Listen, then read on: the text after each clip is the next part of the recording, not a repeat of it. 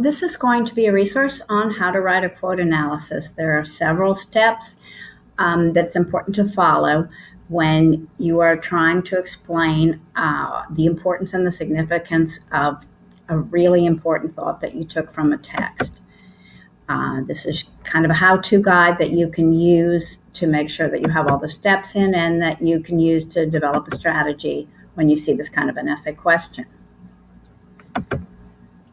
So, writing a quote analysis. The objectives are so that you understand exactly what is involved in one and you have a good analysis strategy that you can use independently and that you also can check back from time to time if you need to make sure as a checklist that you've covered everything you should be covering when you analyze a quote. So, let's get started. Our quote that we're going to be working on is, "Go confidently in the direction of your dreams. Live the life you have imagined." Those of you, since we just finished the Crucible, we're in we're reading some Thoreau and Walden Pond will recognize this quote. And the speaker is Henry David Thoreau. He's known for the Transcendentalism movement, which was kind of a movement away from conventional religious practices and beliefs, away from the Puritan literature that we just finished with Crucible.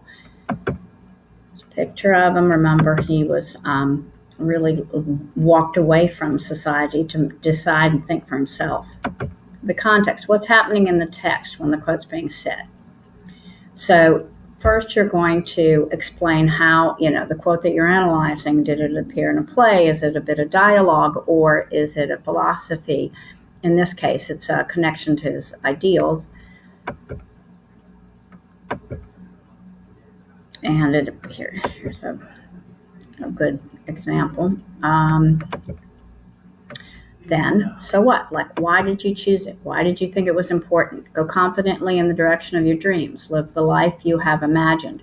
What made that stick out to you? What made it stick out so much that, 150 years later, it's still something that we talk about and that is well known. So first you're going to explain what it means and what does it reveal about the character, if it's in a literary piece, or the symbols or the themes, conflicts, anything about within the context of it. Why is it important?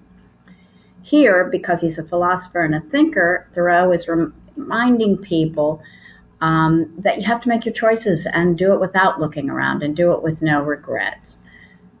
He was coming from a very structured time where Puritans were telling people they had such a structured world that nobody had to decide right and wrong. It was all decided for them, and there were terrible consequences if you didn't adhere, and there was some pretty oppressive religious and society views. And acting against this philosophy, Thoreau is telling people to take an individual stance, and it's important today to think about that, I'm sure, in your own life.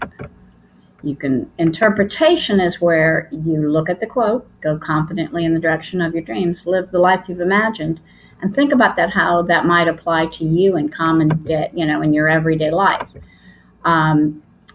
You are juniors or seniors or sophomores, and you're following through on your own individual ambitions and dreams without letting people or circumstances get in your way.